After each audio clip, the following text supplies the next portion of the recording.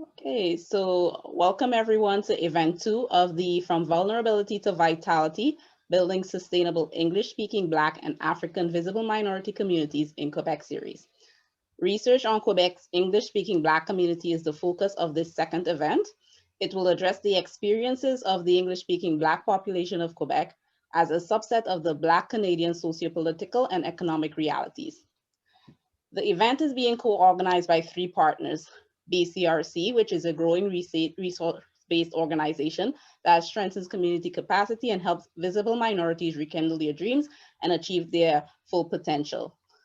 Our second co-organizer is Questcurrent, the Quebec English-Speaking Research Network, which is a collaborative network of researchers, stakeholders, and institutions that improves understanding of Quebec's English-speaking communities and promotes vitality. The ICED, the Institute of Entrepreneurship and Community Development, which has as its objectives to facilitate communication, disseminate knowledge, and share information within visible minority groups through publication. It also promotes and encourages the entrepreneurial spirit as an essential strategy for development. This event was made possible through the financial support of the Secretariat for Relations with English-Speaking Quebecers, the Department of Canadian Heritage, the Canadian Institute for Research on Linguistic Minorities, and the Black Studies Center. I now turn the floor over to my co-MC, Samantha. Thank you, Rayanne. I'd now turn the floor over to our special guest, Honorable Ahmed Hussen, Minister of Families, Children, and Social Development. Thank you very much for this to all of you. It is my pleasure to join you today uh, in Concordia University's event on Quebec's English-speaking Black communities. I wanted to really appreciate your time that you're providing me. I will be briefly making short remarks, and then after that, listening to the presidential address. And then after that, I have to go, unfortunately, and leave you to go to question period as Parliament is sitting this week. So I apologize for leaving early. Bonjour tout le monde. Thank you very much. Good afternoon, everyone. I wanted to really speak about a number of three separate things today. One is the need to really acknowledge as a country and as the systems that surround Canadians, including the healthcare system, the education system, our policing system, the criminal justice system, and our economy, that the need to be representative of Canada, the need to acknowledge that we are a diverse country. But, you know, I always say that diversity is a fact in Canada, but inclusion is a choice.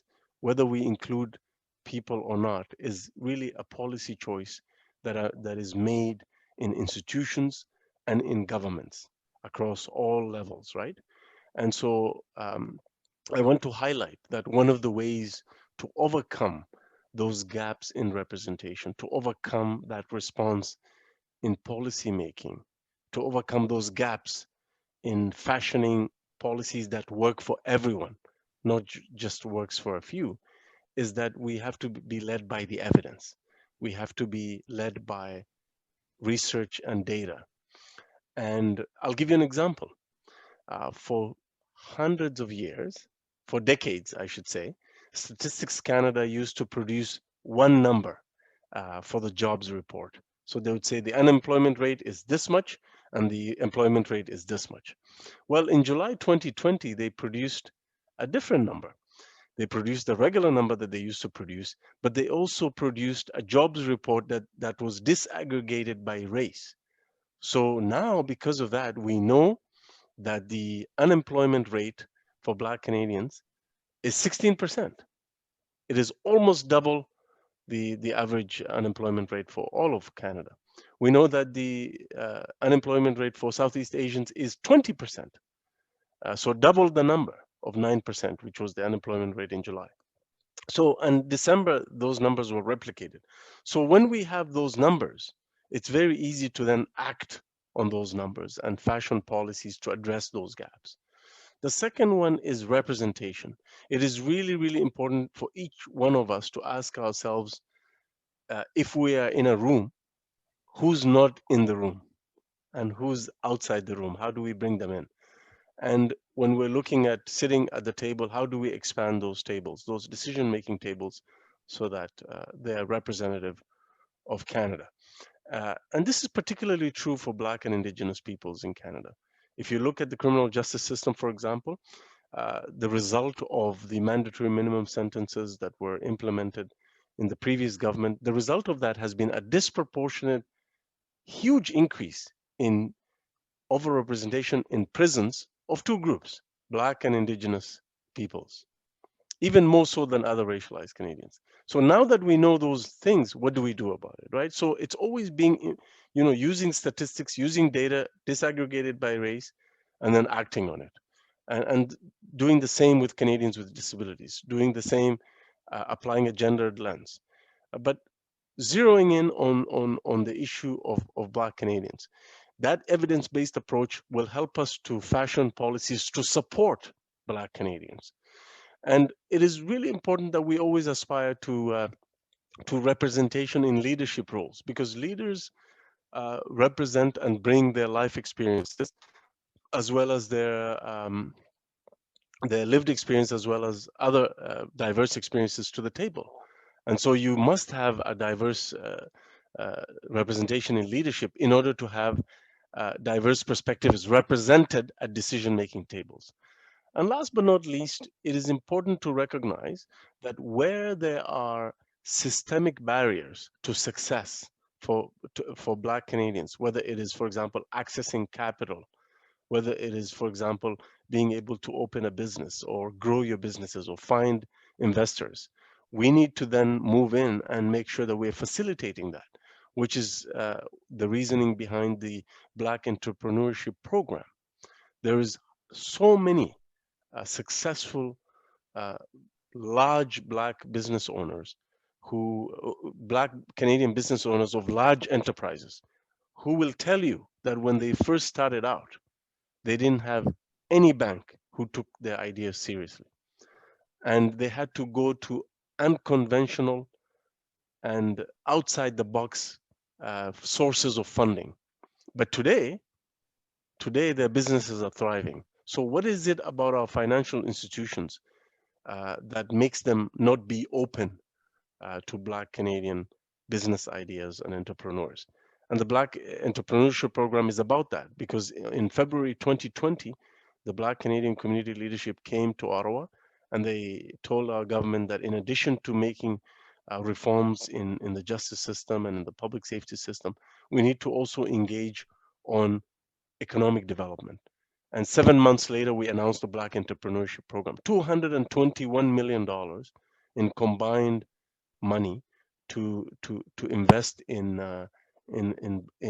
Black businesses, to enable them to survive COVID-19 pandemic, but to also thrive after the pandemic. COVID-19 pandemic is also demonstrating exactly what I'm talking about.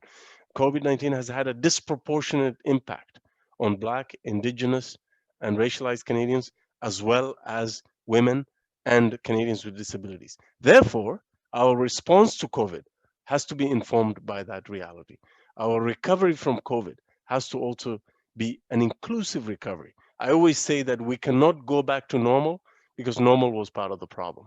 So I'll leave it at that, and I will say that I want to thank the organizers of this discussion, because I think these are the kinds of meetings that are necessary to keep pushing on these issues, to broaden the perspectives of policymakers, and to inform those who need to be informed of the necessity of always taking a diversity perspective and an inclusion perspective to policy making, and to also respond to respond to certain populations in Canada, because they are being disproportionately impacted by COVID-19. And COVID-19, quite frankly, has exposed the existing gaps that we've always known in many different populations, including Black Canadian communities across the country, including in Quebec. Merci beaucoup. Thank you, Minister Hussen. I now welcome our second speaker, Mr. Christopher Skeete, Parliamentary Assistant to the Premier for Relations with English-speaking Quebecois. The floor is yours, Mr. Skeete.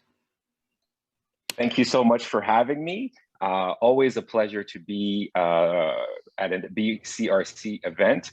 always a privilege to be at my alma mater as well. I have to say, I have a soft spot for Concordia and all that it does. I would like to take a moment to greet my colleague at the Federal Parliament, Mr. Hussen. Welcome, and I look forward to a moment where we can discuss and meet each other in person after this pandemic. Also say hello to my colleague de l'Assemblée nationale, Monsieur Kelly, qui est toujours un plaisir de travailler avec vous et toujours un plaisir de se côtoyer. I'd like to start off by saying that for me, this event is particularly significant given the recent announcements by our government. Now, my introduction said, as you all know, that I am the parliamentary assistant to the premier responsible for English-speaking Quebecers, a title I've proudly held since October of 2018. But more recently, the premier also added to my portfolio the responsibility of assisting the new minister for the fight against racism. Now, as many of you now know, there was a committee, an action group that was created in June of last year. That action group came together, and in the space of 3 months, having met with over 50 community groups and then various Indigenous and BIPOC groups throughout Quebec, we came up with priorities for 25 action items. Those action items were finally put to the table in November of last year. And one of those recommendations, there were 25 in all, had the amazing particularity of creation of a minister responsible for the fight against racism. Now, that might seem like a small thing, but it's actually a huge thing. Creating a ministerial responsibility and accountability goes very far in terms of the questions that could be asked in question period, the discussions that take place during the credits period. There's also the political aspect of it, where people are going to expect results. So one of the recommendations was the creation of that ministry. Within 2 months, the premier went forward with that recommendation, and I have the privilege of supporting Minister Charette in that role as his parliamentary assistant. Beyond that, what we've already done in the couple of months since the creation of that entity, this ministerial role, is we've begun meeting again with some community groups to get a sense of where we should be putting our priorities and to hear a little bit what they have to say, and also to introduce them to the new minister. And we've had, in the past few weeks, I think it's 3 weeks now, had over 25 meetings with various groups. And in that time, we've also began investigating what the future ministry, office, secretariat, we're still trying to figure out what that's going to look like. But what we do know is that there's going to be an entity, and we've already started recruiting for those individual positions in the government. And those are going to be permanent positions that are going to be staffed by persons within the Quebec government, whose job is going to be to sort of mimic in a lot of ways what the Secretariat for English-speaking Quebecers has been able to do. Bill Flock, who I say hi to, and I forgot to say hi to at the beginning of my words, has really shown us a really positive and constructive model by being able to have formal and informal discussions within the government apparatus. We're able to move the needle on a lot of files that, for all kinds of reasons, created inequalities or gaps with the services that English-speaking Quebecers should have been getting, but weren't. And just by those informal discussions, we've been able to do a lot of things. We're hoping to replicate that model with the new racism file. Another big thing that we've been working on, we just got confirmation of a publicity campaign that we're going to be launching to, and not just a couple ads here and there. Really, our inspiration was those famous SAAQ ads, where we're talking about the dangers of driving drunk or the dangers of driving when you're tired. We're talking a massive, well-financed, anti-racist campaign, media campaign, in order to show people the truly diverse and beautiful variety that is the Quebec people of today, and to say that those people are equal Quebecers. And I think that is not a small thing as well. So that's something that we're going to be looking to do towards the end of this year, and we should be able to have some concrete action that way. Another thing that we're looking at is the famous ERC program, or the class that is available in high schools, l'éthique et la religion. We're looking at ways to speak about the amazing contribution of other Quebecers, right? Not just the same old history that we've been taught, but to show and to put forward the amazing contributions of our Native brothers and sisters, of our colored brothers and sisters, and to show how those people have contributed to making Quebec the amazing place that it is today. So we're looking at how we can adjust the curriculum to make sure that the real history, the full and diverse history of our community is well represented and taught to our youth. But more so, that's one thing. But if teachers are not comfortable giving the content, then that's another problem. And I remember after the unfortunate blackface event last summer, I met with Keisha and Ferdinand, who was the front and center of that really calling everybody out, saying this is unacceptable, and she was right.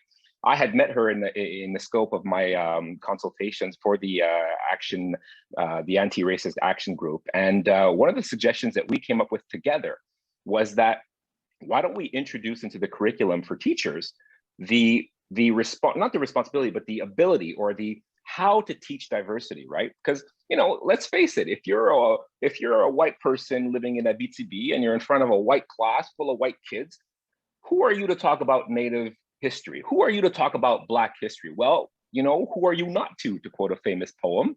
And the idea here is to give you the tools to communicate that history effectively, correctly, and to also allow your students to get the most out of it. And I think if we can do that, we can move the needle in a true way and in a historical way in Quebec.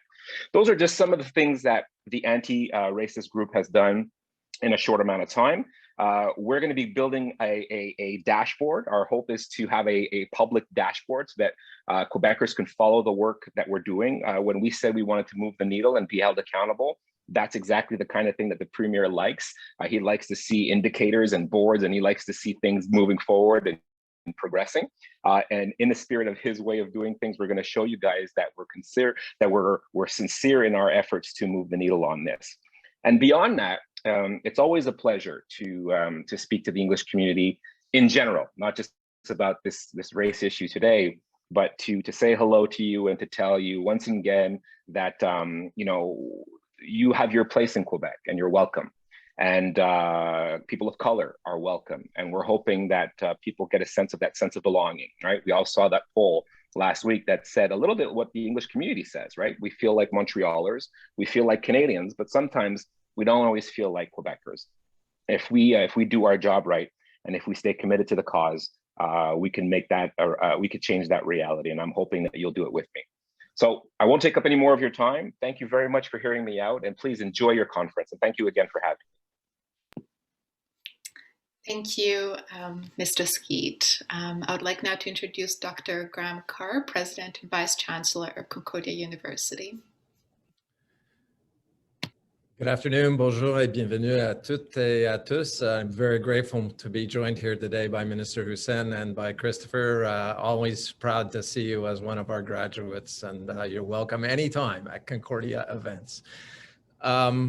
Social inclusion, community engagement, entrepreneurship. Those are three of the linking themes that I think you're going to be discussing this afternoon. And all of those, each of those are fundamental to Concordia's history, but more importantly, fundamental to our ambition for the future. We're a university that is ambitious to prepare our students for post-graduation success. Real education for the real world used to be our tagline. And recently we've set ourselves a goal that by 2025, all Concordia students, undergraduate and graduate, will have at least one experiential learning opportunity before they graduate, and that could include a work-integrated learning experience.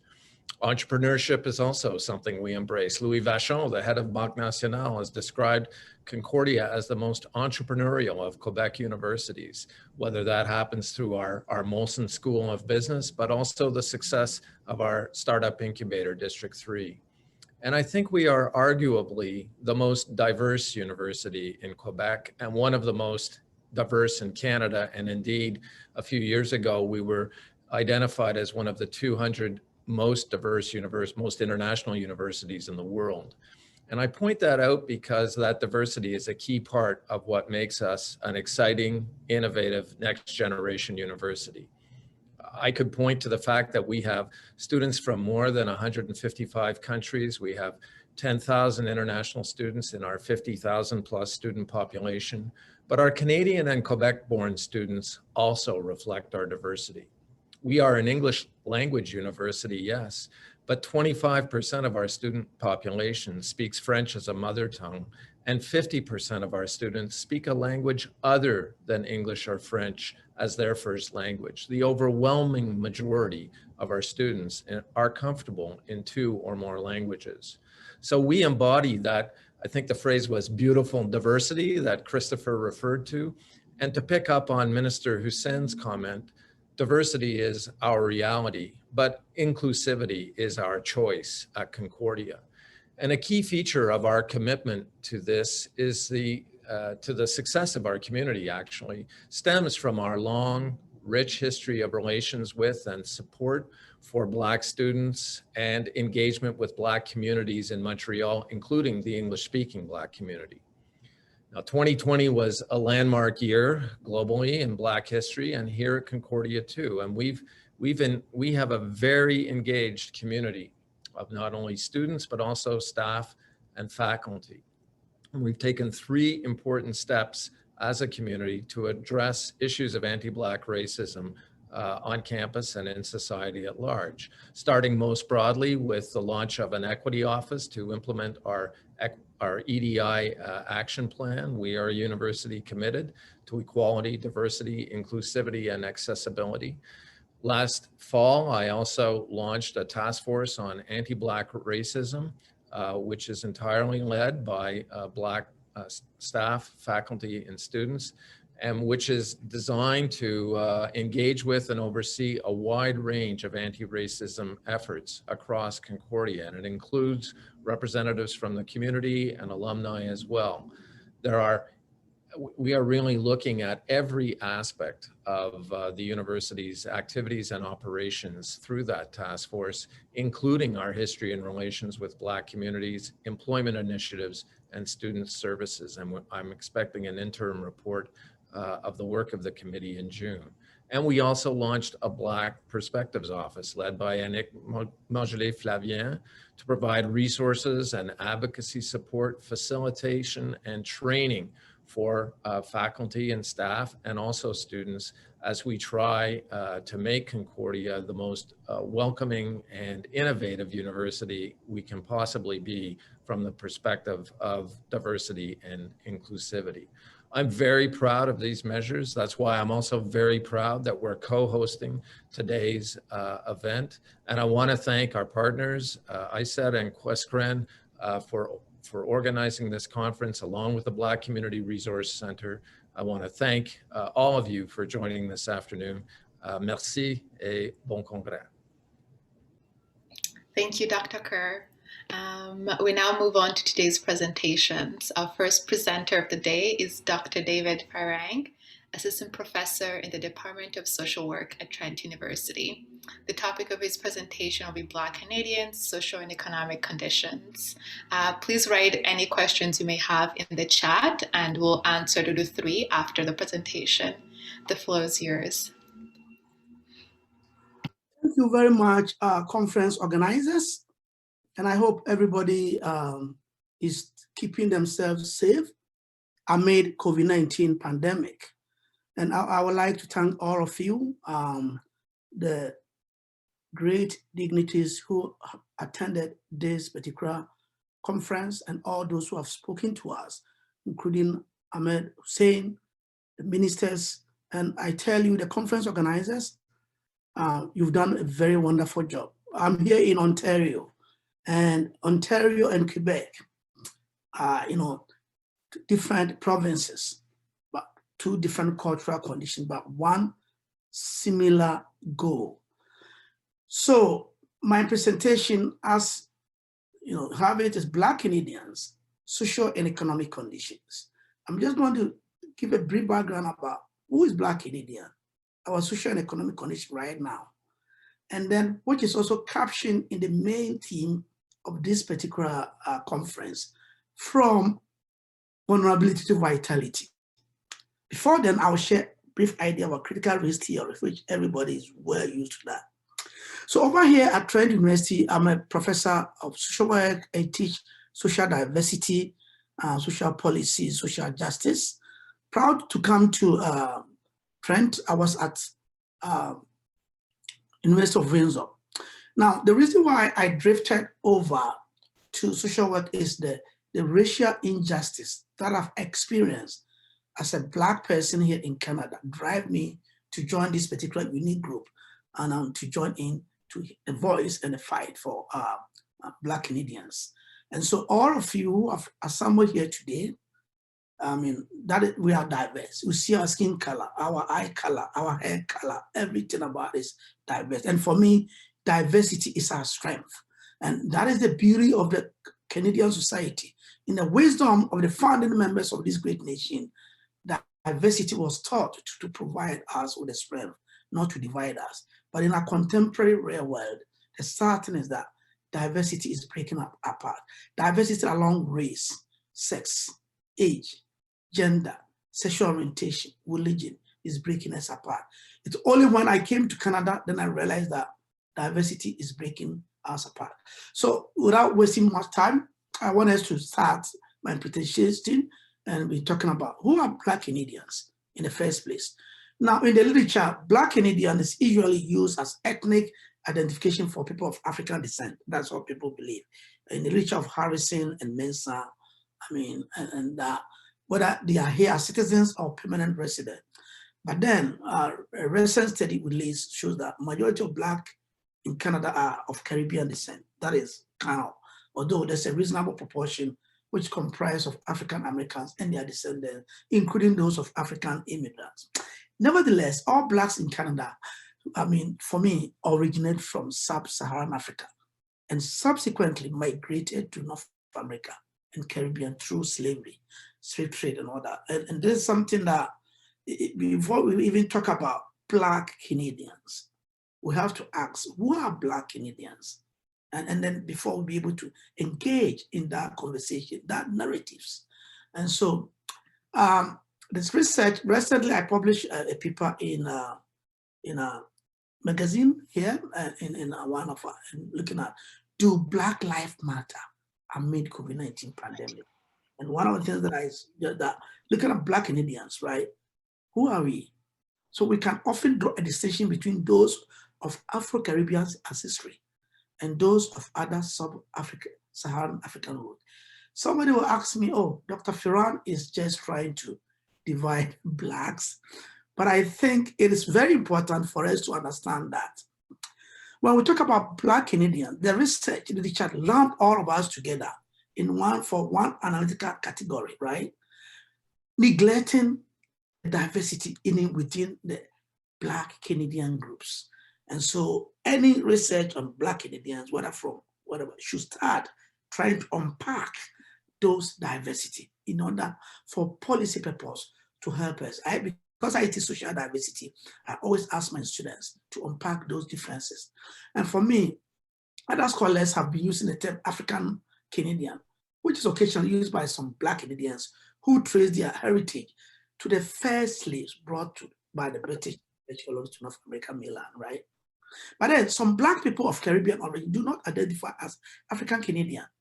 I mean, there was a book that was written by Professor Tete and his colleague, who is now Professor Tete is the president of University of Toronto, Scarborough, and then they came out of idea and African Canadian. But then you realize that the Caribbean Canadian always want to maintain that unique Caribbean heritage.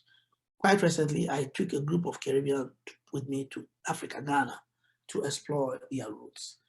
But then in my conversation, I was engaged and found out they always want to prefer Caribbean Canadian, African Canadian, and you tell me the truth. So aside, after we given that, for me, when we say Black Canadians, that's the first point I write. The descendants of Africans who have been here through history, through time. Some have come here through slavery. they settled the Caribbean, they settled, and some also have come from even the US during the Civil War, of which all of you are aware very much. But mostly descendants of Black are from Africa, which some of you are trying to understand. But let us look at the history of Black presence in Canada. Now, from Statistics Canada, with that kind of social trend, it has given us a very broad idea about the presence of Blacks here in Canada. You notice that from 1871, there were only 21,500 Blacks in the country right now. But interesting, just look at a span of about 150 years. We have about 945,000 Blacks in Canada, a complete overturn in change. You look at a temporal gap trend of 150 years. Now we have about 945,000. So we are hoping to look at what the 2021 census will bring, and I'm sure we'll pass this number. We are growing in numbers in a significant, and so that we have to really understand. Now, from my statistics that I show you, I don't want to go back too much. Black presence in Canada began to surge after the 1960s, and all you agree with me that because of the changes in immigration policies, which eliminated that discrimination policy based on race and national origin from that, and allowing people like me and others to come here to Canada when we came here as international students and were able to apply for permanent residence. And through that, now, according to the 2016 census, more than half of the Black immigrants who landed before 1981 were born in Jamaica and Haiti. But right now, the situation has changed. Now, Black newcomers now come from over 125 different countries. The top BEF countries for Blacks, immigrants, I'm talking about Black immigrants, who were admitted between 2011 and 2016 were Haiti, Nigeria, Jamaica, and Cameroon. So in a glance, Blacks in Canada are growing, but to move on to talk about, now we are especially not really distributed. I mean, we have Blacks very concentrated in Ontario, with very few in Quebec, but with a second group. So this is another map. Now I'll share my presentation with this, the special geographic distribution of Black. Now, we all understand that systemic racism in area has contributed to our socioeconomic conditions. Economically, we are one of the low-served conditions in terms of unemployment, education attainment. Recent statistics show that we lag behind all the other ethnic groups, the Asians and all that. But then we are the second largest ethnic groups in Canada. And so a lot have been documented about why the situation, our social conditions and economic conditions have been downtrodden, because we are the most underserved population. As the recent Minister of Immigration, Ahmed Hussen, just pointed out, 16% of Blacks are unemployed compared to the general population. Now you take the city of Toronto, for example. Toronto as a city, only 8% of Blacks made up of the city. But believe it, 70% of Black children and family are involved in child welfare system. Black are always involved in the criminal justice system. But the most important thing is that, for me, and what I love about this team is that we shouldn't look at our vulnerability, but our vulnerability has been well established in academic and political discourse, right? But we need also to look at how Blacks and other things we can be able to establish ourselves. The research talk about the fact that we have bad conditions around health, discrimination, school dropout. These are examples of our vulnerability. Keep going on, we can go on and on and on and on. But a time has come that we need to move beyond that point to discover our vitality and agency. Moving beyond the idea of victimhood to resilience and agency, vitality. Because withdrawing off from this, Blacks have come a long way. Now let me talk about moving around vitality. The most important point that we need to empower Blacks is about building resilience. And for me, resilience is a trait developed through life experience, and that influences how individuals respond to difficult situations and circumstances. Racism will keep going and on and on and on. But I'm telling you, there's going to be a tipping point, a point that we should realize that people will not even respond to what we do. So I always empower my Black students, my Black mentees, that instead of always focusing on our vulnerability, we need to move beyond that to bring that forward, because we have capacities, right, to create that viability.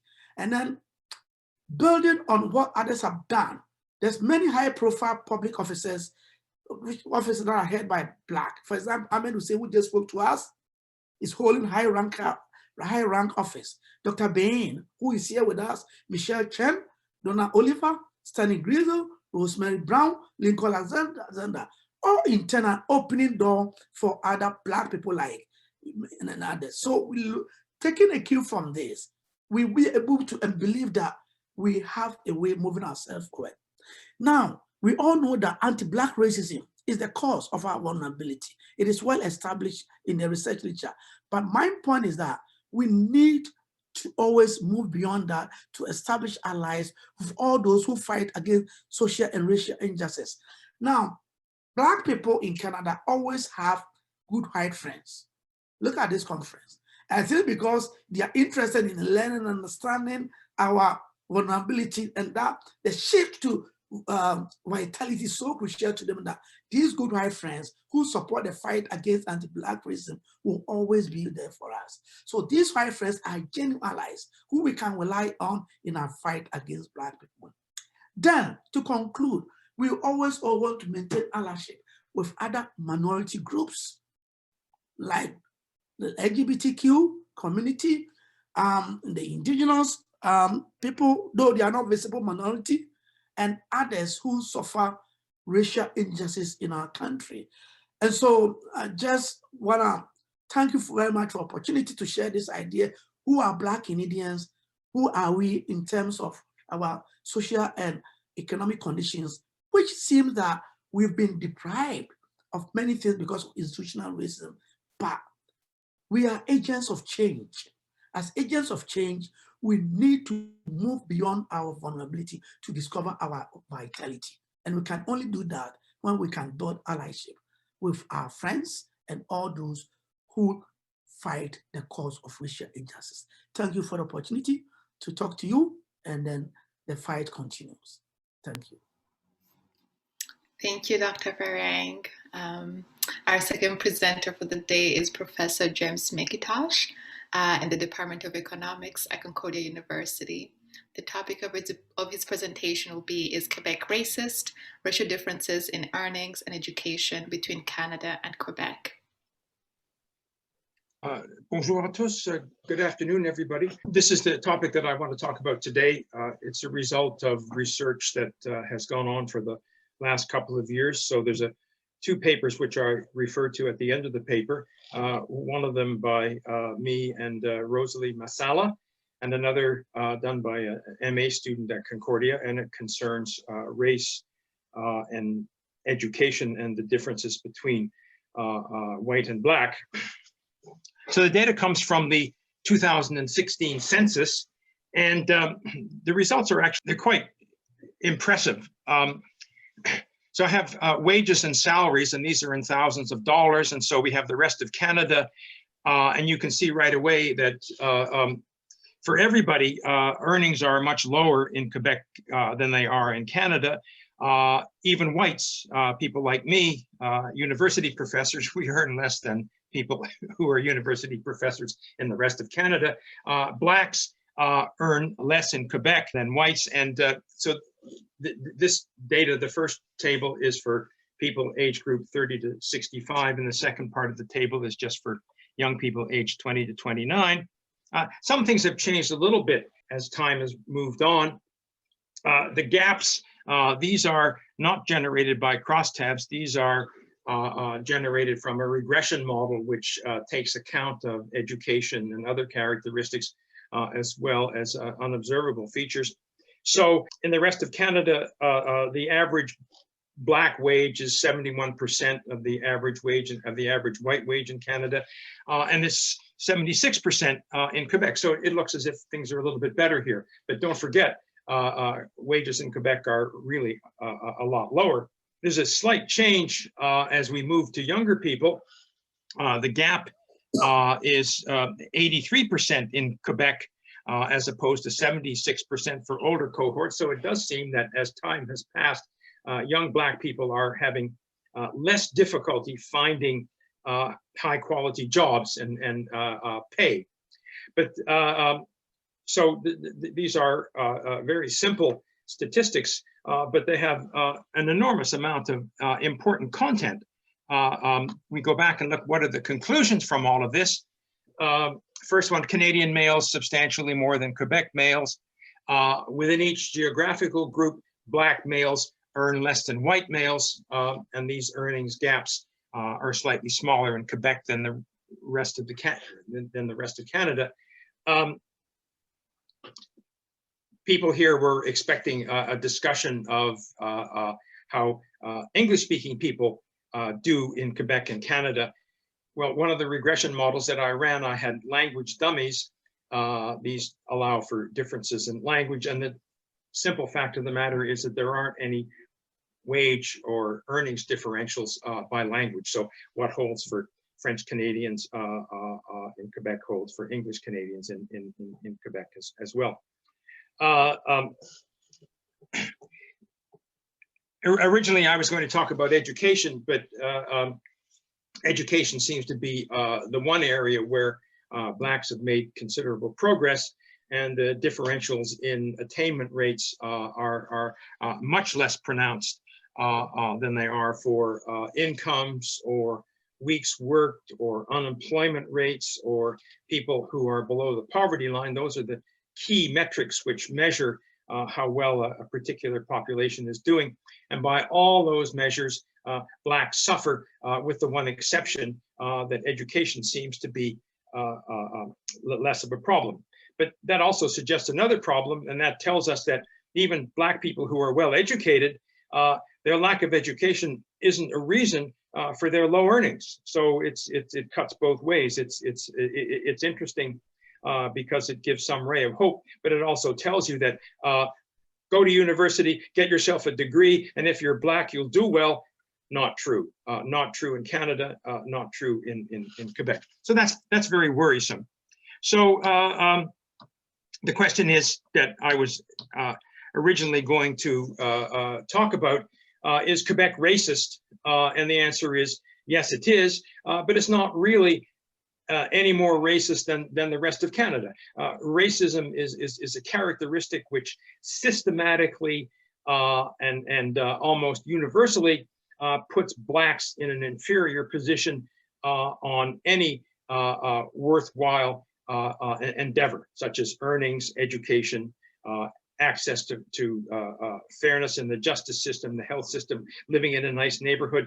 Blacks do poorly in all those dimensions. So it's not just an accident. It's a characteristic of our society, and we have to worry about that.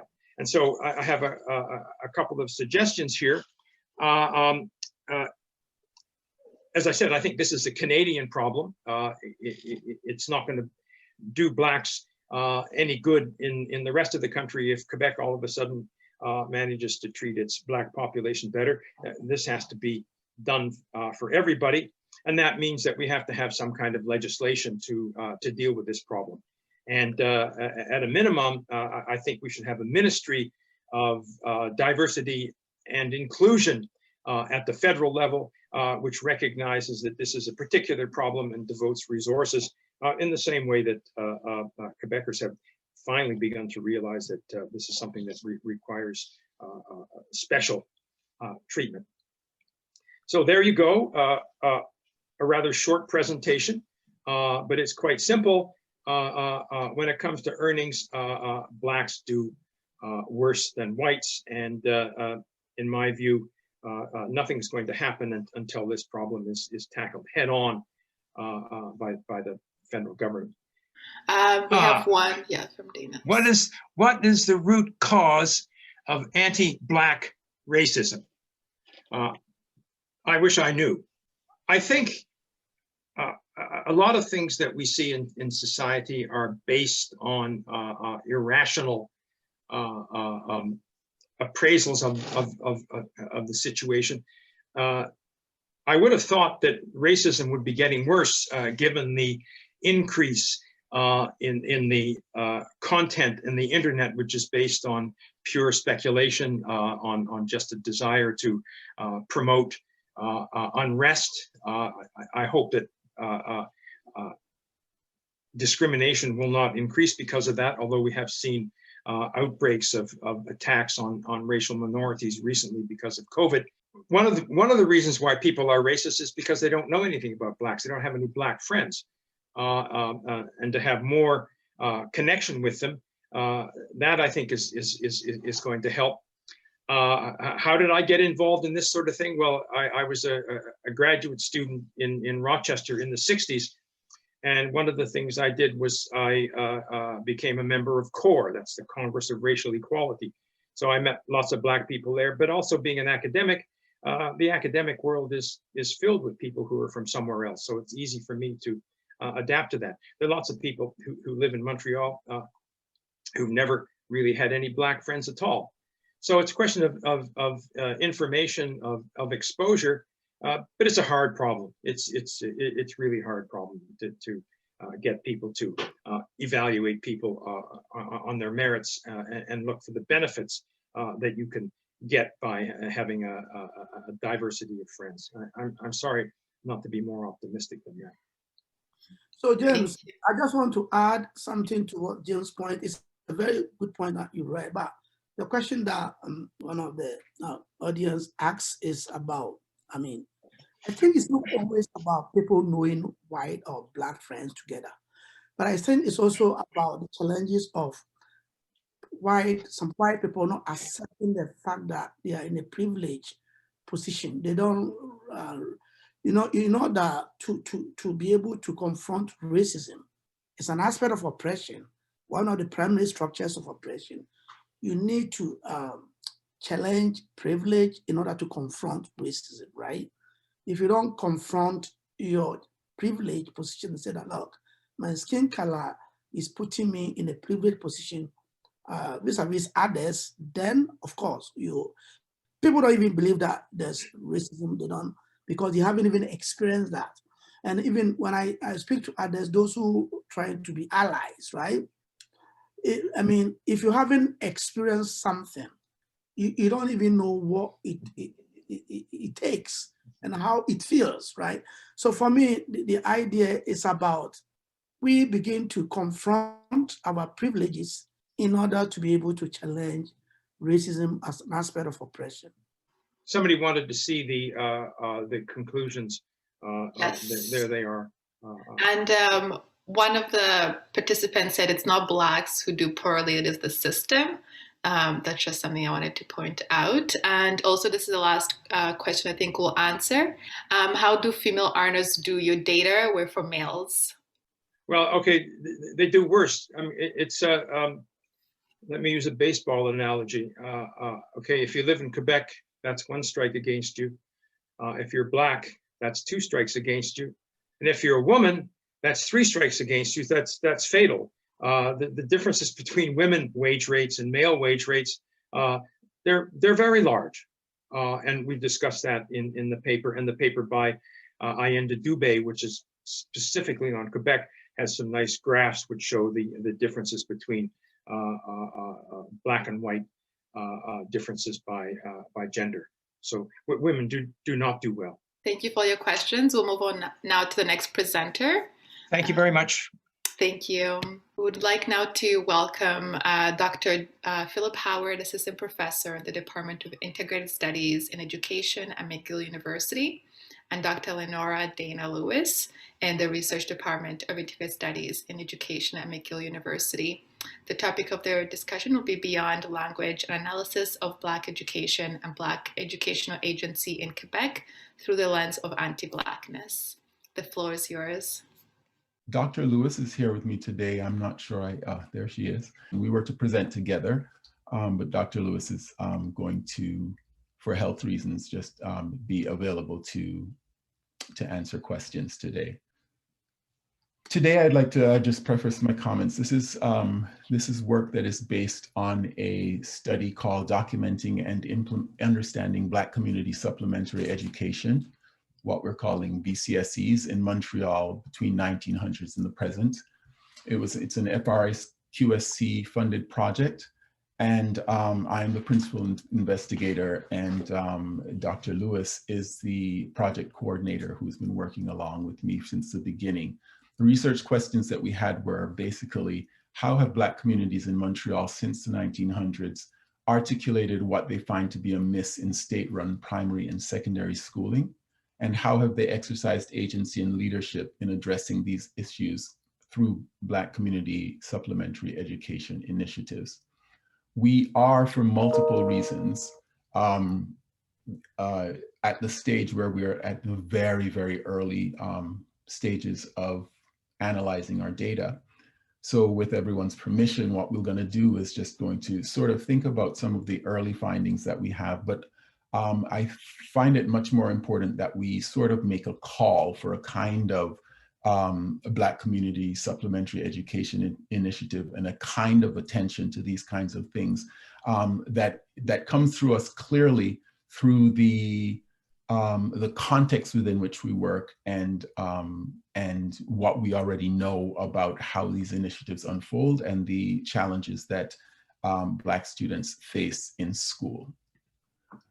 I'd like to begin our presentation with a land acknowledgement. McGill University, the institution from which we speak, is situated, as is the rest of Tiohtià:ke, which is now known as Montreal, on the unceded territory of the Ghanaian Gahaga, and was made possible through the proceeds from the enslavement of Black and Indigenous people. We take it as our obligation in this space to acknowledge our various unequal levels of implication in the ongoing settler-colonial relations that are constitutive of this space, and to be accountable with respect to the several incommensurable decolonial struggles for justice on this land.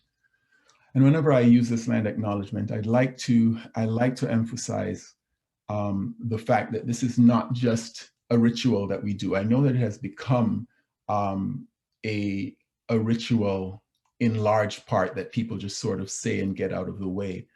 I bring that land acknowledgement together to acknowledge the ongoing relations within which any work that we're doing must be considered.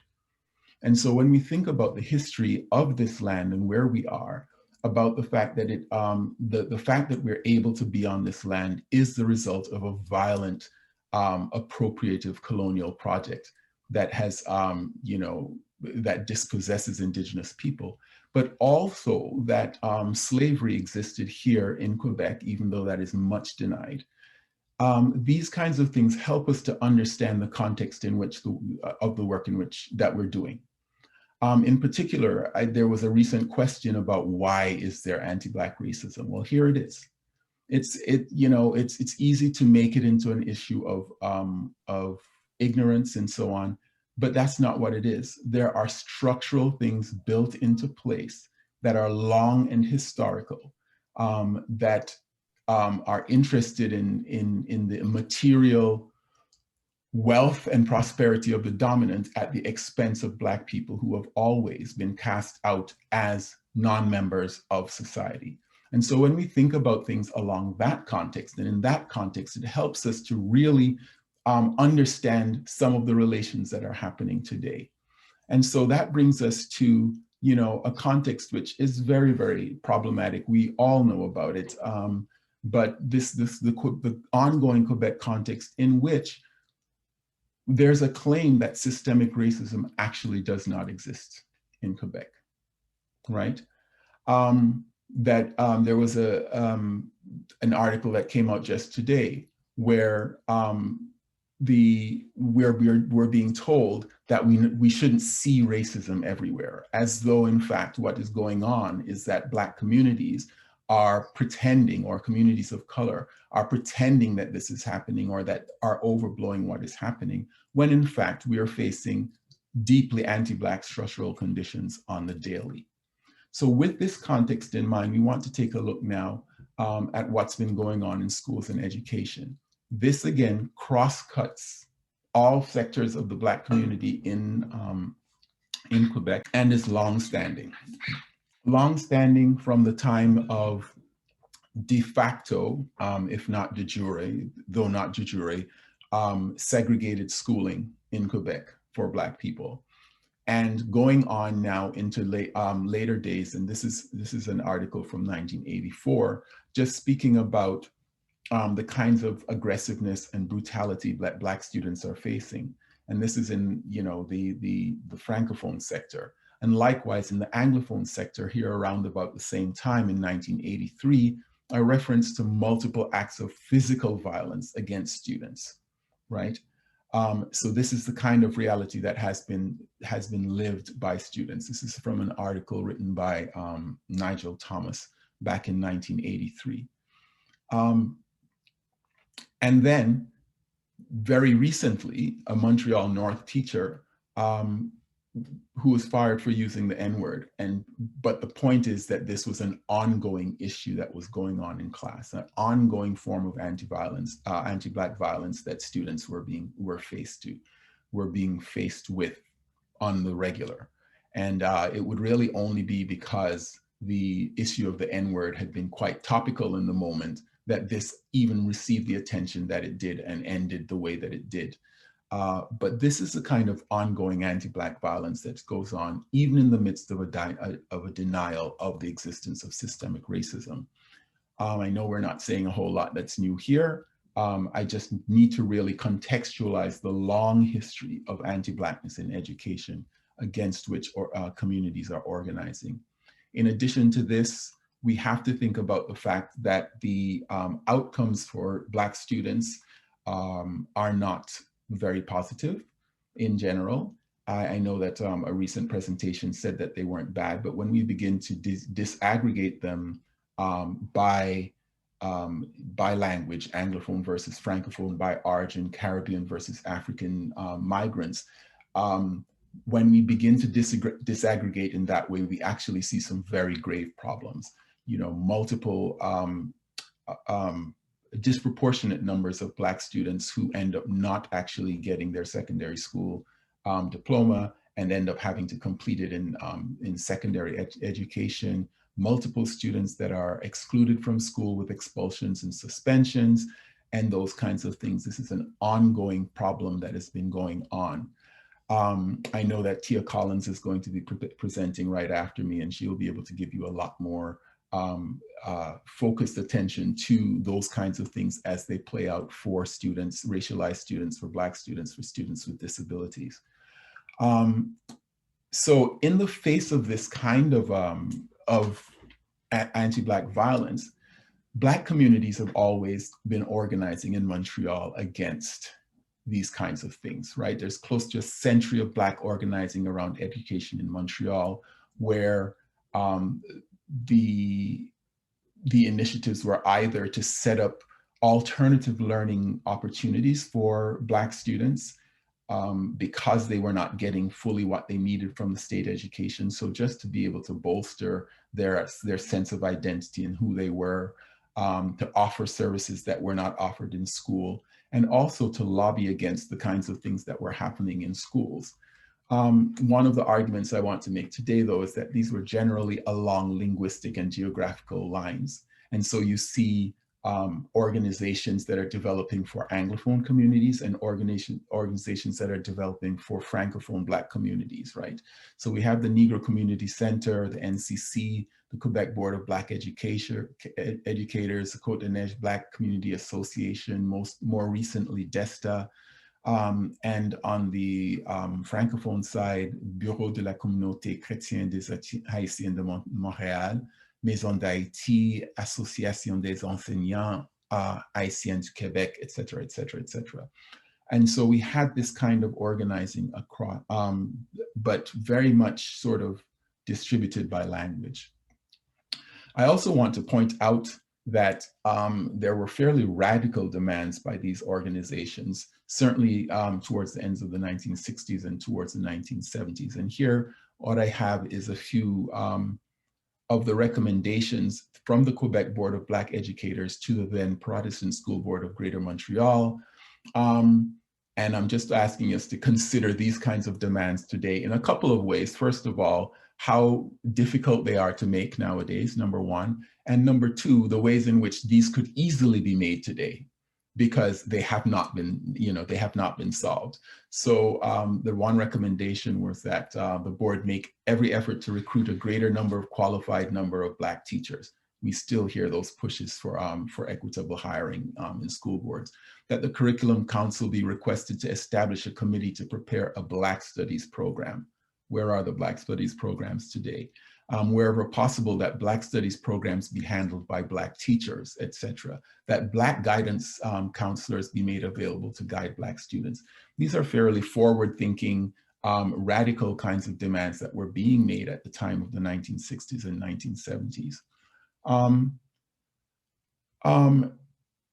And any kind of organization that was happening across language was often event-driven and piecemeal. So here, one of our, we haven't really had a chance to go through all our data, but we were pointing out that one of our participants here, who we've called Giselle, said that there was one moment when Nguyen Pei Tu, a Black community supplementary education organization in the Haitian community, tries to work with the QBBE. They tried to do the summer school together, knowing that there would be an English part and then a French part.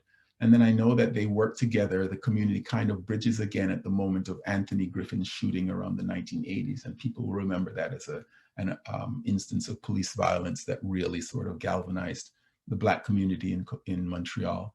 So I know around that moment, there's also some coalition that is attempted, but yeah, it's more, I'd say it's more sporadic from what I've seen. And it's also very based on particular individuals more than kind of organizations per se. And so what we see here is that, there's this kind of organization efforts in some cases, but often driven by individuals rather than an organizational level or a community level to collaborate across language divides. And what this brings us to that I want us to think about theoretically is the notion of ethnicization that that has been written about in the educational literature here. The seduction to Black people and Black communities to identify by language. So to think of ourselves as Black Anglophones or to think of ourselves as Black Francophones. And what I want us to think about here is the ways in which that kind of identification often invisibilizes the kinds of the anti-Blackness that we face, the ways in which we actually are united by issues, by these issues of anti-Blackness, much more than we are divided along these lines of language. But there is kind of a demand that happens in the Quebec context because it's so over-determined by language that we also define ourselves along these linguistic lines.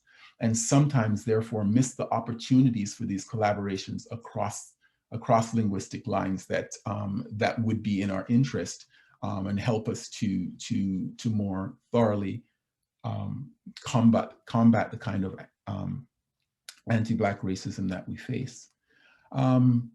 We also need to think about the neoliberalization that has happened. Of course, the neoliberal move is a global one, but to think about the ways that has infected particularly education and community organizing. So the seduction, I see there's a typo in that slide, but the seduction, first of all, well, let me back up a little bit. With the neoliberal state, what happens is that the responsibility is removed in large part from the state to address issues of social justice. So we find ourselves even now with the ministers that have spoken before talking about now, only now in 2021, re-implementing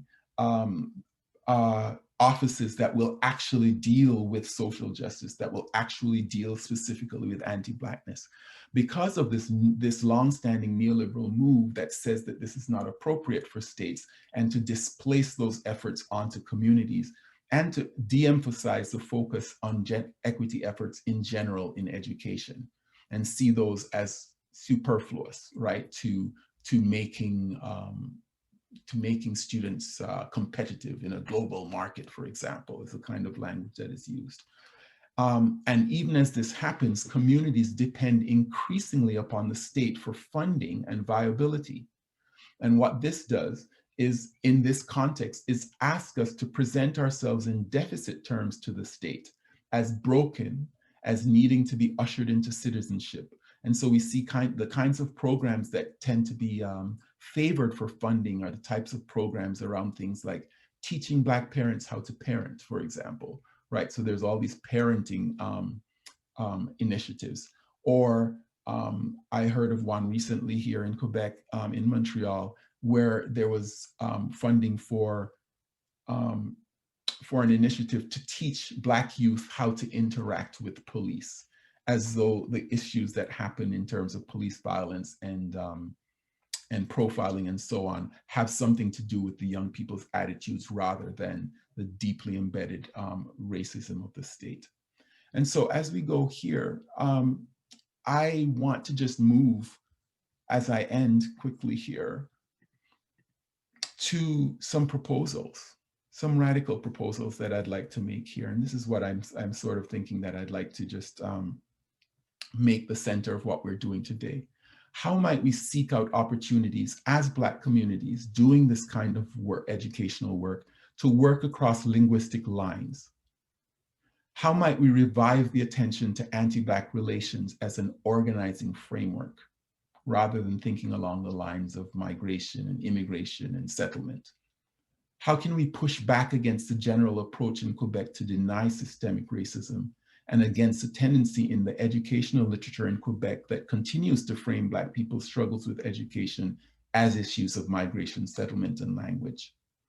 How might we resist framing the issues as Black people's weakness and deficit, and a need to usher Black people into how to be in the Canadian and Quebec context? How might we resist being subsumed under linguistic groups, whether as Francophone or Anglophone, understanding that these categories often invisibilize the substantive issues of anti-Blackness that we experience, regardless of the language we speak? And I'd like to point out the fact that this is happening increasingly. It has happened long-standing ways in which Haitians in Quebec have been drawn into the politics of, and identified with the politics of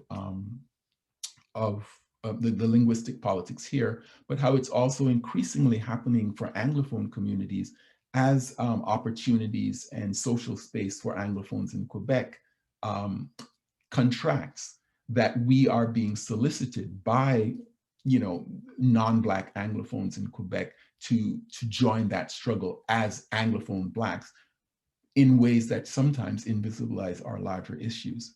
How might we resist seductions that ask us to focus our efforts on proverbially asking for our piece of the pie, that is carving out a space and opportunities for Black people in a problematic structure, rather than troubling the overall structure and recognizing its need for an overhaul? And finally, I'm proposing today that we redouble our community educational efforts to look toward the formation of a bilingual, even multilingual coalition of Black communities that will work to disrupt the anti-Black violence that we face in education on a continual basis. Thank you very much.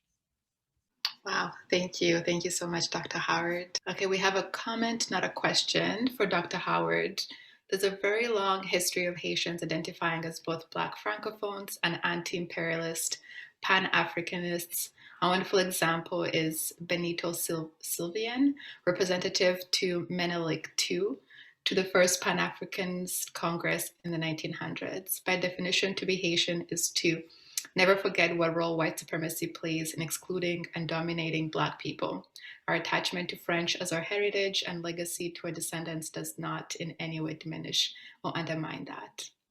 Yeah, and I hope that that wasn't taken, that my comments weren't taken as an effort to say that. What I'm trying to say is that that is exactly the approach that should be taken, right?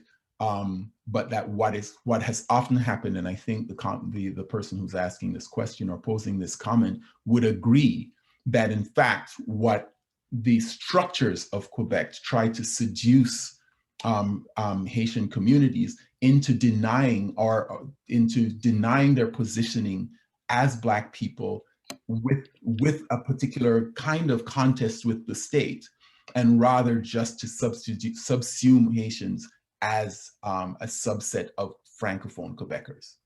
And that's the thing that we're trying to push against. So precisely what you've raised is precisely, I think, the approach that I am proposing that we should be taking on, one that is very, very aware of the imperialist anti-Black structures that there are, and to position ourselves in opposition to those, and to resist being made only Francophones and Anglophones.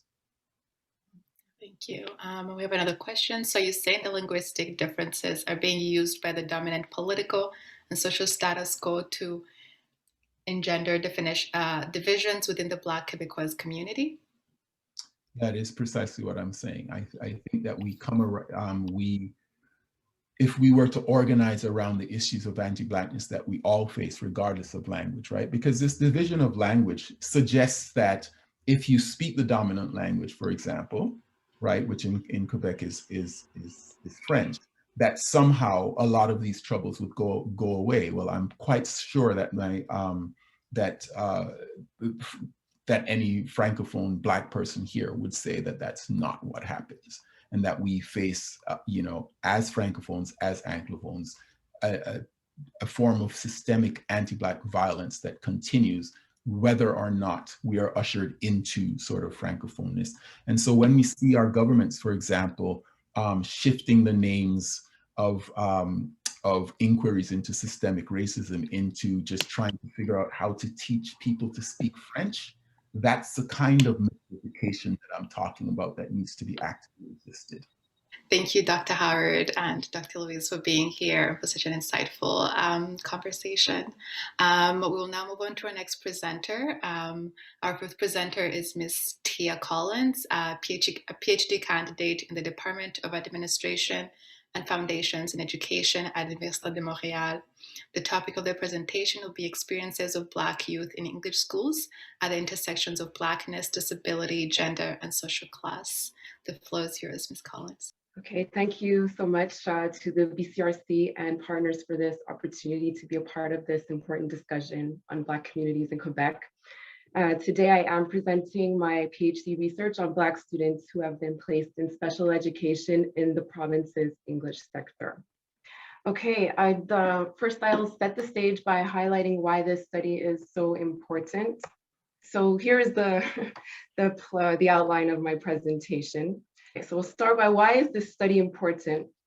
Looking at students designated with special needs and Black students as separate groups, statistical analysis revealed that they both experience similar challenges when it comes to academic performance, high school graduation and dropout rates, as well as post-secondary options. In this light, the overrepresentation of Black students in special education would not only appear to be a major cause for concern, but also the reasons for this overrepresentation have yet to be documented. Taking a closer glimpse at this overrepresentation phenomenon, it happens in both linguistic education sectors and is slightly more significant in the French sector. Similarly, students designated with special needs can either find themselves included in regular schools with accommodations and services, or placed in special classes and schools. So there's also an overrepresentation of Black students in special environments, with the situation this time being slightly more significant in the English sector. Therefore, this inquiry is intended to shed some light on the limited data available on this topic in Quebec. To investigate the phenomenon, I drew on a disability critical race studies framework which focuses on the social, political, cultural, and historical understandings of disability and race, how they mutually inform and reinforce each other, in addition to other identifiers such as gender, sexuality, and social class, as well as the associated consequences for people who are racialized and disabled. Here I would like to highlight the fact that historically, discourse on disability or intellectual inferiority has been intimately linked to the racial hierarchy established through the colonial project. In order to prove that Black people had a natural place at the bottom, notions of intellectual inferiority had to be mobilized. Otherwise, racial difference would just be nothing more than racial difference. So to illustrate how this dynamic continues to operate today, I drew on a few examples in Quebec media. The first concerns a psychiatrist who in 2005 declared on a public talk show, Black and Indigenous people have lower than average IQs. The second concerns a complaint filed by Black students regarding the use of the N-word in a university course. In a public petition signed by nearly 600 mostly white Quebecois professors in defense of their colleague, the ableist undertones are evident as the students were declared incapable of using reasonable judgment to tell the difference between what constitutes racism and a university education. And the third case is a testimony taken from a Facebook page established by high school students who were repeatedly victims of racist and hateful comments by a teacher who in the message is reported as referring to his Haitian colleague as belonging to a subspecies. So we can see the varying degrees of how Blackness and disability are intertwined. This also illustrates how Black people experience racialization and disability in very distinct ways, which is why I chose to focus on Blackness rather than the broader term of race in this study. My research objectives were to describe and analyze the special education placement process from the student perspectives and institutional dimensions, as well as the system and structural barriers that interfere. This was a qualitative inquiry that took place in English school boards in the public sector of Montreal and its surrounding areas, with participants in regular and special schools. I conducted semi-structured interviews with 20 students who self-identified as Black and who were placed in special schools, as well as a total of 21 school board personnel consisting of teachers, principals, guidance counselors, behavioral technicians, and placement committee members. Today, the focus will be on the data provided by the students. So I interviewed 12 boys and 8 girls between the ages of 14 and 18 from various backgrounds who were placed in special schools. The students were asked about their school experiences from elementary to current placement. In the regular school findings, they converged to those in Quebec and across other contexts in Canada, which indicate schools as hostile, unwelcoming, and unsafe spaces for Black students.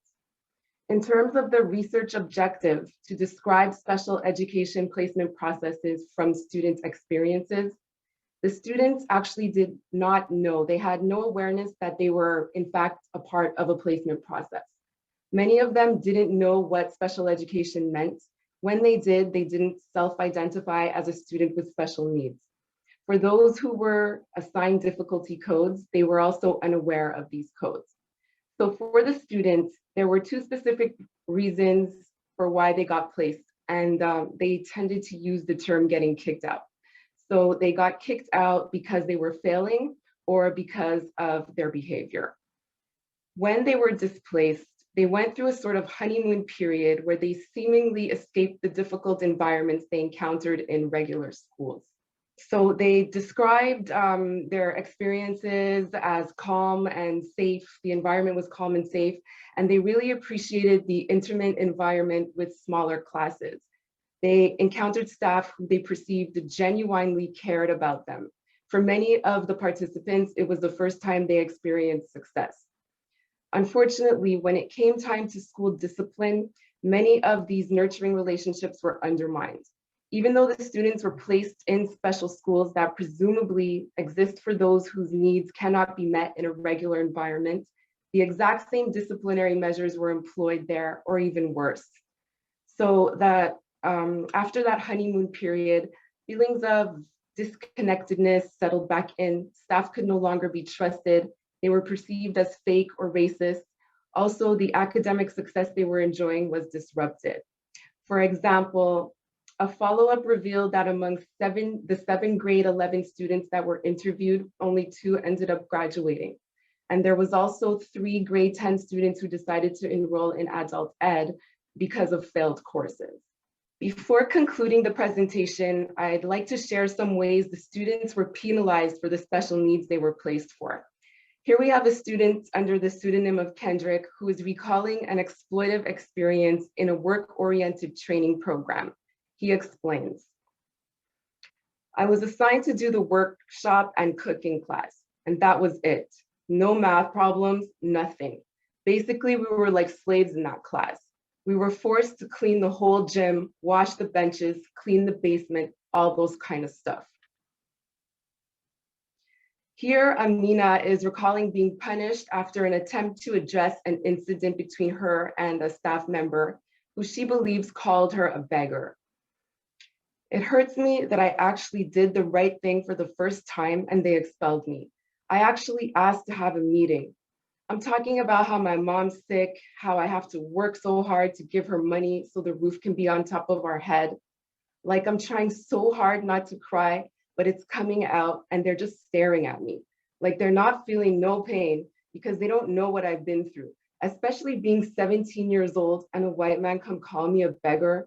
I'm crying out to them and the principal just looks at me and he's like, I appreciate it, Amina, but you're not coming back to this school." Yeah, they expelled me because I was on a contract and they gave me way too many chances, with clearly they didn't give me any chances at all. Here we have Marcus, who is recalling an experience where he was criminalized in a special elementary school. "Let's just say a kid gets mad. If it's a white kid, he'd probably get followed. If it's a black kid, he's gonna get restrained. Teachers would come and just pull them off their chair and drag them through the room out of class. That happened to me once, and I got mad to the point where they called the police. That makes no sense. Come on." So in sum, special education placement processes seem to be a euphemism for punitive and exclusionary discipline. Special schools could be beneficial to students due to the intimate environments and access to more individualized support. But based on student accounts, schools fail to prioritize nurturing relationships and environments over punitive, violent, and criminalizing discipline. This, along with other practices tainted by racism and ableism, render Black students in special schools even more vulnerable to school disengagement and compromises their social, emotional, and academic well-being. And making the link to the vitality theme of this conference, I would say that the fact that some Black students at the intersections of special needs designation are able to succeed and strive under these conditions is evidence of vitality and more. And that concludes my presentation. Thank you very much for your attention today. Thank you so much, Ms. Collins. There's a comment that says there on the ongoing current contemporary manifestations of anti-Black violence towards Black students in schools that continue often unchecked. So that was just a comment. So we don't have any questions. We'll move on to our final presentations from the day. Thank you again, Ms. Collins, for your presentation. Perfect. So our final presentation for the day will be Ms. Rayanne Francis, the Managing Director of the Black Community Resource Center, and Mr. Sterling Lambert, the Project Manager at CDEC. The topic of their presentation will be employability and Quebec's English-speaking Black community, results of the employment initiative organized by the Black Community Resource Center and CDEC. Thank you, Sam. So as Samantha said, my name is Rayanne. I'm the Managing Director of the BCRC, and I'm here today to co-present with Sterling Lambert an initiative that we organized called Employ ESBC. This initiative was made possible through the funding we received by from the Secretariat for Relations with English-speaking Quebecers and the Department of Canadian Heritage. So what is Employ ESBC? So it is an initiative we co-organized, and its goal was to match English-speaking Black Quebecers with employers needing to fill forward-looking positions in education, finance, healthcare, public administration, and technology. So the project evolved through a number of phases. The first stage of the project was a result of the first part of the Vulnerability to Vitality conference that we organized, in which the Blacking Quebec project, a project that is being done by BCRC that is researching the English-speaking Black community, gave us some statistics on the employment situation facing the English-speaking Black community. From there, the CDEC and BCRC invited a number of employers to a two-part workshop where we presented these statistics to them, and we asked them to join an initiative, form a stakeholder committee with us to help address some of the issues in terms of unemployment that is facing the English-speaking Black community. As a result of that, we decided one of our first initiatives will be a job fair that we decided to call a talent matching event that we would be organizing on March 10th. So to do that and to raise awareness about the talent matching job fair, we organized a simultaneous employer and job seeker campaign. And we decided to have a number of pre-events as part of this campaign. So I'm now gonna pass you on to CDEC, Sterling, for him to give you a little bit of context surrounding the framework that we used to organize this event. Thanks very much, Rayanne, and hello, everybody. Welcome, and thank you very much for having me. My name is Sterling Lambert, as previously mentioned, and I'm a project manager at CDEC. And I wanted to tell you just a little bit more about CDEC and the framework that we have. So it's really a collaborative approach between the public, private, and civil society sectors. So where we had three sectors come together to engage together and address the economic development issues that we were looking at, and to and as it relates to job creation. So we were looking at how we could do that with talent matching job fair event that would really benefit the English-speaking Black community. So the three sectors that came together really looked at different opportunities, local assets, and how we might be able to benefit, use those leverage those local assets to benefit business, employers, and the community. So if you switch to the next slide, we'll look at a little bit more into the model. So we really use the model to combine the expertise and resources of those three different sectors. As you see on the right side, this graphic that shows those three sectors, the public, private, and civil society sectors.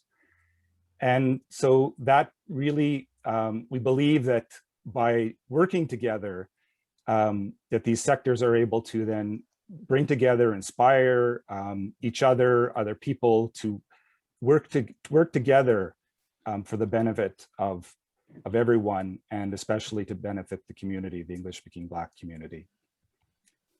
So we'll just switch slides.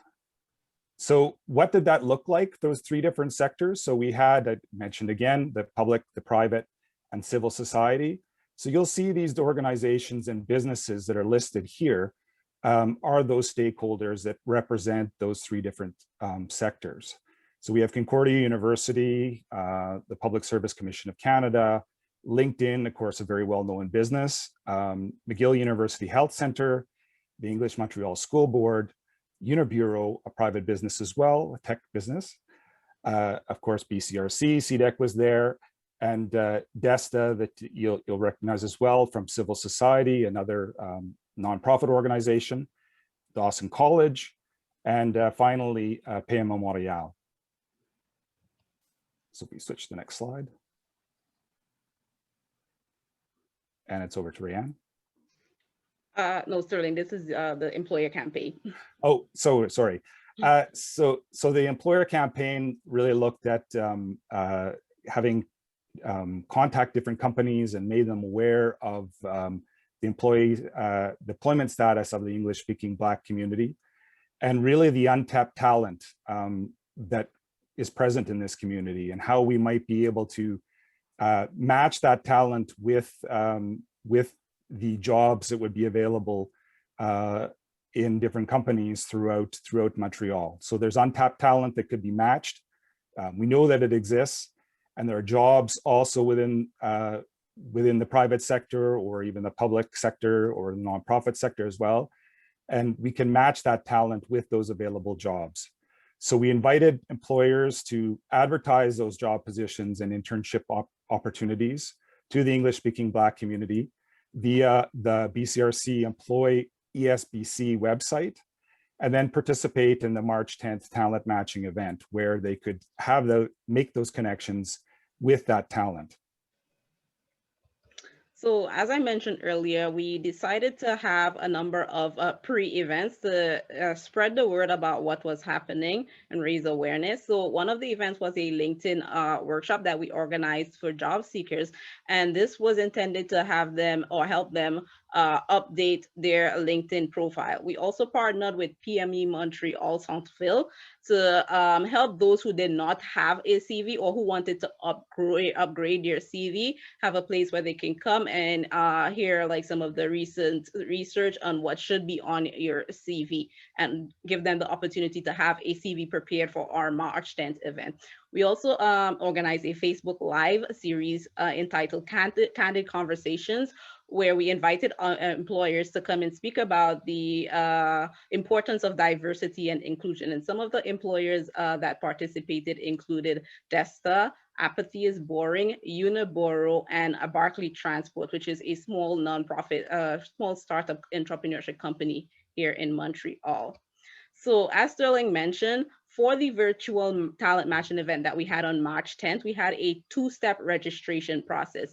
BCRC created a website that is still live, and which we are still encouraging employers to post jobs on, and we are still inviting English-speaking Black Montrealers to come and search for jobs. So we invited the employers to register on their website and post the job openings and even internships, so that job seekers can come and see the types of jobs that will be available come March 10th. We also had job seekers upload their CV so that employers can look through the CVs to see who they would be interested in interviewing. We also, the second step of the process was to send them the link to register on the Brazen Job Fair platform, which is a virtual platform that we used for the day of the event. And both employers who set up their booths there and the job seekers who registered, uploaded their CV again, registered for that so that they can make contact on the day of the event. So I'm going to pass it on to Sterling so that he can give you a little bit of the results that we achieved at our first job matching event. Thanks, Rayanne. So I'm going to talk to you a little bit about the preliminary results. We don't have the full results. Ultimately, what we wanted to accomplish out of this particular event was to have people from the English-speaking Black community hired into jobs. So we were looking at, we had to set a goal, ourselves a goal of having 5 hires coming out of this.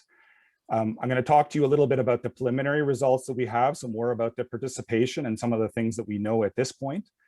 Since March 10th was not that long ago, we don't have all of the results yet, but we're starting to talk with employers and get better sense as to how it went. But the two first events, the LinkedIn and the PME Montreal, so the LinkedIn was really about building your LinkedIn profile, as the name suggests. And the PME Montreal was kind of the resume of sort of building pre-event as well. So each of those events had 36 different participants that were involved within those 2 events. And in terms of those who are registering and uploading their CVs onto the website, the Employ ESBC website, so we had 100 different registrations and 57 job seekers uploaded their CVs. And then those who participated in the actual event, there were 18 different employers and 52 different job seekers had an opportunity to speak with those employers and to find out more about the job and the process of applying for a job. So you'll see down in terms of those attended, there's the number of sorry, can you just go back to the last slide, Ryan, just for a second? That there were a number of different representatives from each of those 18 businesses that were present as well. So that's why the increased number there. But this was an opportunity for those job seekers to meet, have a text chat with an employer. If things kind of worked out and seemed like there was a good fit, then they were invited to a 20-minute video chat where they could talk a little bit more about their experience. If at the end of that chat, the employer and the job candidate thought that there was a good fit, then they could carry it on for a full interview process off of the Brazen site and follow that employer's particular interview process following the event. So it allowed for that to happen, that sort of initial process. So if you just switch the slides now. And when we're talking about the employers that were there, I just wanted to include a small sample of those that participated. So there were a number of very large, actually, businesses and organizations that participated in it. So we had Ubisoft, which I think is well known, that has an office in Montreal. That's a multinational company. CIBC, a very well-established bank in Canada. The New Frontiers School Board, a school board from the south of Montreal. We had the McGill University Health Center Foundation also, and Secure Merchant Solutions. So you can see the numbers of employees that are part of those organizations, and they're very well established and have a lot of employees. So this is a very good opportunity for those job seekers. So just go to the last slide. And this is really the whole list of employers that participated in this event. And as I said, the preliminary results that we have, we know that following that event, there were a lot of different exchanges, and employers seem to be very pleased with the quality of candidates that were being proposed. Candidates were very happy to have that opportunity to meet one-on-one with those employers, either by text chats or video chats. And we know in our preliminary results that we have following that event that there were at least 2 interviews that were set up following that. So we're going to try to follow up now to find out if those resulted in hires, and with the rest of the employers, just what the results were. But it's really looking like it's going in the right direction. And certainly during this COVID time, this was really a fantastic platform to be able to have those interactions and to be able to then work towards those results that we want, which is having those five people from the English-speaking Black community hired. So I think that's kind of, in a nutshell, our presentation today to you. Thank you very much for the opportunity. And if there's any questions, Rayanne and I would be happy to answer. Thank you, Ryan and Sterling. We have one question. Going forward, is there a collaboration between employment or labor agencies or departments which kind of focused where future jobs will be in the next 5 to 10 years, so that students and potential employees can be suitably educated and prepared for these jobs? Well, I think we're going to do a bit of an analysis of how this went, and certainly look at how we might be able to improve on looking at some of those issues as to where what's currently happening in the job market in Montreal, and try to better hone in on what possibly could happen in the future. I'll let Rayanne comment further. Yeah, so as Sterling said, this is not we don't want this to be a one-time initiative. We want to repeat the success of this event in the future, and we want to be able to target different sectors. And I should also mention, in terms of like students and education, we did hold a education forum with Quebecers back in October, which was talking about future career orientations after COVID. So I think these are the type of initiatives we plan to have to ensure that there is like a match between the talent out there, especially in the English-speaking Black community, and the jobs that are available. And we have another question for Mr. Lambert. What work are you doing with the private sector on salary transparency, glass/brown ceilings? Well, again, this was our first event. So we know that there's a disparity in terms of wages and things like that. So that's something maybe to be explored certainly in the future. And I think what we noticed in terms of the back again to the the collaboration of the three different sectors is to getting partners around the table that have those expertise to be able to look at some of those issues and be able to then advise the project in terms of maybe looking at some of those issues a bit closer. So I think that there's more work to be done, certainly, and expertise that we have around the table, and also maybe more that we can attract other partners to be able to look at some of those issues.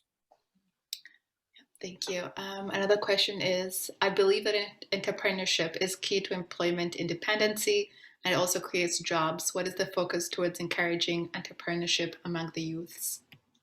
So I can take a stab at that. I know that currently within the Black community, there are a number of employment initiatives and entrepreneurship initiatives taking place. So specifically, I know of DESTA, who has an entrepreneurship program. And I believe there was recently funding, as the minister said before, that was specifically targeted towards Black entrepreneurs. So I believe what we need to do is like awareness, making the English-speaking Black community or the Black community aware of where these programs are happening so that they can take part and take advantages of these new opportunities that exist. I'll just add to that there are a number of different opportunities for entrepreneurship, a number of different agencies, as Rayanne mentioned, that offer support. Including our organization CDEC, which offers support to entrepreneurs to help them either start their businesses or to grow their businesses. So we work together with others to be able to do that and help entrepreneurship, and because it's so important within Quebec and Canada, and small business is very key to our economy. So absolutely everything that Rayanne said, and there are a lot of supports there available. Awesome. Thank you so much, Rayanne and Starling. And thank you to all our other presenters for such insightful and meaningful presentations. I will now pass the virtual mic to Dr. Lorraine O'Donnell for the closing remarks. Thank you, Sam. Before I go ahead, Clarence, did you want to say some words, and then yes, I can wrap up? Yeah. Thank you. First of all, I'd just like to thank everyone who has taken the time out and engaged themselves in preparing for this presentation. It is clearly not just, we're not doing this to say to some funding agency that you gave us funding and we said we would do an activity and we have done the activity. That we don't really get paid for the amount of work that goes into these kind of conferences. And the purpose here is essentially to take advantages of certain tendencies and characteristics of the human species, no matter what race, ethnicity, language, sector, or gender he or she belongs to. We have the human species has a tendency to want to be noble and to see his or herself as superior to what you see as just their lower life. But that human species will treat other human species with the same indignity that we would say, see that us mete out towards the lower species, because we feed. We are sustained by their life, by their destruction in a measured way. Right? So basically, we have to face the reality. We are setting up a situation in which takes advantage of the tendency not to want to be seen as a devil or low-life species. And we do that by what we call doing good. So we need we have to understand that we need to exploit that. On the other hand, the human species is also less likely to take advantage of someone that would stand up or prefer to die fighting rather than to be wiped out without a fight. So you may be terrible, you may be afraid, scared, shaken with fear, but we're telling you have an obligation to stand up. You have an obligation to show that you're prepared to stand up and fight, even if you die in the process. Because I have never known a bully in all my school days that ever attempted to bully me twice, because I always fought back. It doesn't matter if I lost the fight. I just needed one good punch or one good blow struck. And that bully understands, if I'm going to attack this person again, if I'm going to try to bully this guy again, I have to ask myself, are you prepared to take the one punch or the one stroke? So that might find like an uncivilized approach, but the human species is a very imperfect form of life in the process of evolving. So I would like to, we are saying here that we need to engage other people who want to improve life living and the quality of life and the perpetuation of life for everyone. But more specifically, it's for themselves, but who realize that nature has not given them all the talents, all the material, all the skills to do everything that they could possibly want themselves, and that there are benefits in collaborating. And a good example would be sport, for instance.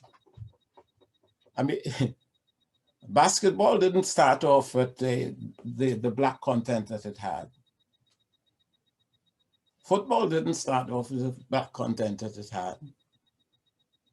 The Olympics, track and field, did not start off with the black content it had. But in the process, this human species that is always looking for an advantage has found out that in one sector of the earth, there is not all the genetic core that will supply all the talent needed to succeed. So people begin to look for their talent wherever they could find it. And nature was not a discriminator. Nature produced talent and dispersed it all over the globe. Now, it's almost impossible to look at any sport team in any kind, any part of the world, and wonder where the people came from. They're of all colors, all races, all kinds of strange names, all kinds of cultures, all from everywhere. You go to the Olympics, it's no longer the United States that's going to produce a great runner. A great runner could come from a place that you've never heard before, the Virgin Islands. Dr. Wayne, you have 1 more minute. So in this way, that we are adopting here a collaborative approach to solving the problems of exclusion and systemic racism and hatred, so to speak. And hatred is nothing less but another way of eliminating the challenges of another species. That's what it is. It's the fear of, right.